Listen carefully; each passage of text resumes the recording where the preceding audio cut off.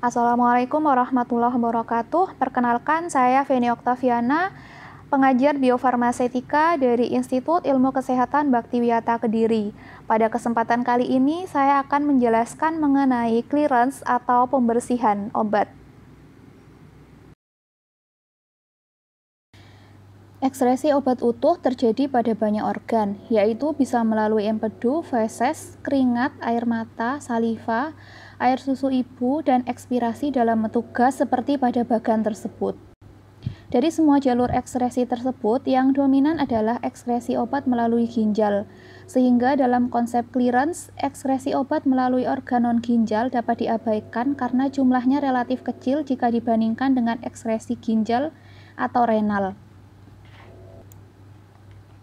Berikut merupakan jalur dan mekanisme ekskresi obat. Obat dapat diekskresi melalui urin, empedu, usus halus, saliva, paru-paru, keringat, dan ASI.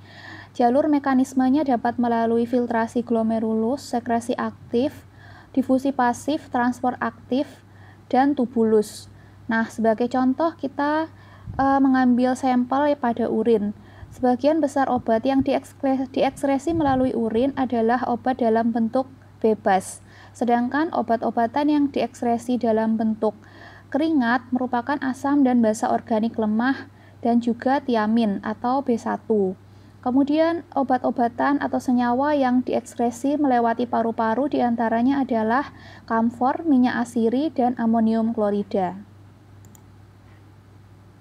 Selain ginjal, liver juga merupakan organ yang memiliki peranan besar dalam proses eliminasi obat. Ginjal merupakan organ ekskresi utama untuk pembersihan sisa produk metabolik dan memegang peranan utama dalam mempertahankan volume cairan normal dan komposisi elektrolit di dalam tubuh. Ekskresi obat melalui ginjal merupakan rute atau jalur utama untuk obat-obatan yang biasanya bersifat tidak mudah menguap, larut dalam air, kemudian memiliki berat molekul atau BM yang rendah, dan memiliki biotransformasi yang lambat di dalam hati, sehingga obat-obatan yang memiliki sifat-sifat tersebut dieliminasi melalui ekskresi ginjal. Proses ekskresi obat melalui ginjal melibatkan kombinasi dari filtrasi glomerulus, sekresi tubular aktif, dan reabsorpsi tubuler. Yang pertama adalah filtrasi glomerulus. Proses ekskresi obat melalui ginjal terjadi melalui filtrasi glomerulus. Filtrasi glomerulus merupakan proses satu arah yang terjadi pada molekul kecil dengan BM atau berat molekul kurang dari 500, meliputi obat-obat yang tidak terionisasi dan obat-obat yang terionisasi. Obat-obat yang terikat protein atau memiliki molekul yang besar tidak terfiltrasi di dalam glomerulus.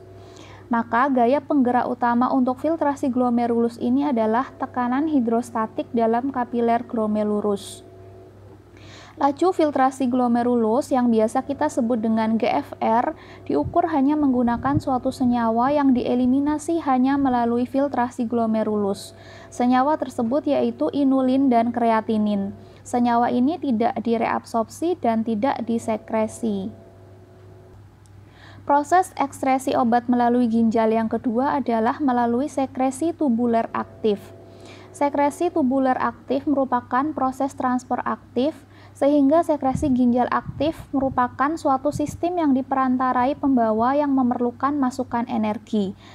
Karena merupakan transport aktif sehingga membutuhkan pembawa atau karier dan juga memerlukan energi. Hal ini menyebabkan obat ditransport dengan melawan gradien konsentrasi.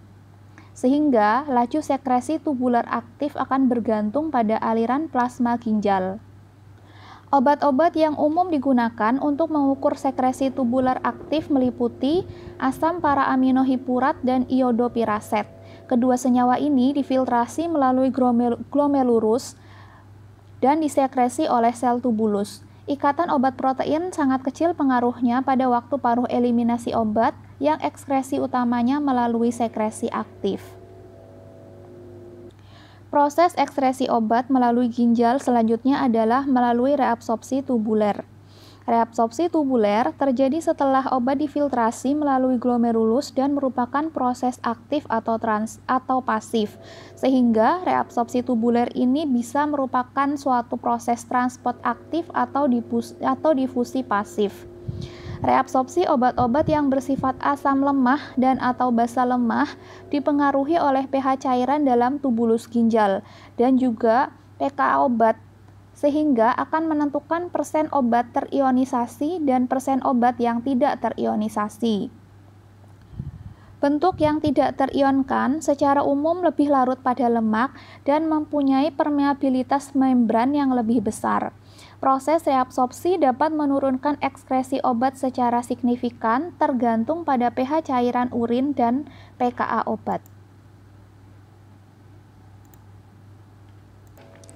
Jika kita membicarakan tentang clearance obat, maka clearance obat disebut juga dengan clearance tubuh atau clearance tubuh total atau clearance total. Clearance obat didefinisikan sebagai volume cairan tertentu yang mengandung obat yang dibersihkan per satuan waktu. Clearance total terjadi melewati banyak jalur ekskresi, namun yang paling dominan adalah melalui ginjal, sehingga clearance lain dapat diabaikan. Untuk menghitung clearance yang didasarkan atas data konsentrasi obat plasma adalah dengan menggunakan rumus berikut, di mana clearance total didefinisikan sebagai laju eliminasi obat dibagi konsentrasi obat dalam plasma atau CP. Satuan clearance total adalah mililiter per menit. Silakan menyimak contoh soal berikut. Ampicillin memiliki clearance total 25 ml per menit. Hitung laju eliminasi ampicillin jika konsentrasi obat dalam plasma atau CP sebesar 4 mikrogram per mililiter. Nah, bagaimana cara menjawabnya? Mari kita perhatikan persamaan sebelumnya yang menyatakan bahwa clearance total adalah laju eliminasi obat dibagi konsentrasi obat dalam plasma atau CP. Sehingga laju eliminasi merupakan perkalian antara kadar obat dalam plasma atau CP dan clearance total, yaitu 4 mikrogram per mililiter dikalikan 25 ml per menit, sehingga hasil akhirnya adalah 100 mikrogram per menit. Selanjutnya, jika tetapan laju eliminasi atau K menyatakan jumlah total dari tetapan laju eliminasi obat, termasuk ekskresi dan biotransformasi, maka clearance total adalah penjumlahan dari clearance ginjal, clearance paru-paru, dan clearance hati atau hepatik. Sehingga clearance tubuh total dari suatu obat merupakan produk dua tetapan, yaitu nilai K atau laju eliminasi dan VD atau volume distribusi yang mencerminkan semua proses distribusi dan eliminasi obat di dalam tubuh. Berikut merupakan contoh soal. Berapakah nilai clearance total suatu obat pada wanita 60 kg? Obat mengikuti kinetika model kompartemen 1 dan mempunyai waktu paruh eliminasi 2 jam serta volume distribusi 100 ml per kilogram. Untuk mengerjakan soal berikut, kita bisa menggunakan persamaan sebelumnya, di mana clearance adalah hasil perkalian dari laju eliminasi dan volume distribusi.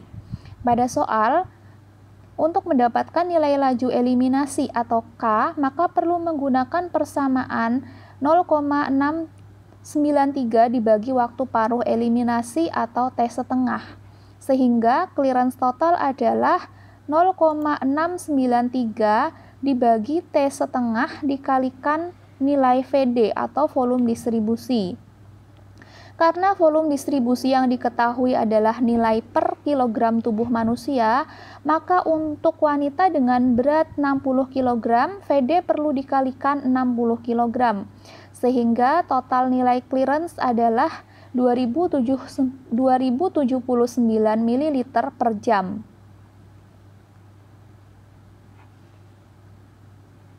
Selanjutnya kita akan membahas clearance renal. Clearance renal dapat didefinisikan sebagai volume plasma yang dibersihkan dari obat persatuan waktu melalui ginjal.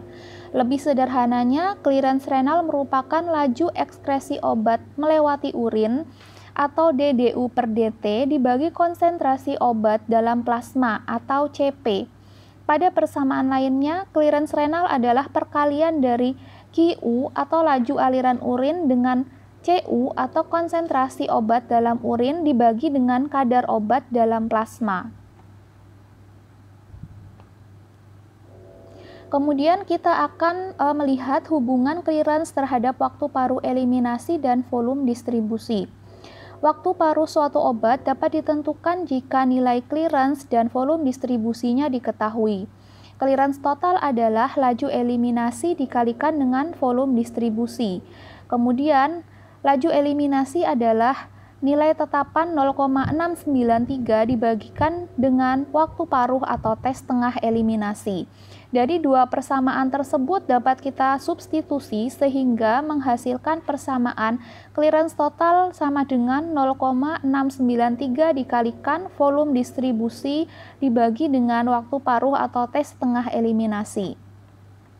Berdasarkan persamaan tersebut, hubungan clearance terhadap waktu paruh eliminasi adalah jika clearance menurun, maka waktu paruh eliminasi atau tes setengah obat akan meningkat. Begitu pula sebaliknya, jika clearance meningkat, maka waktu paruh obat akan semakin berkurang.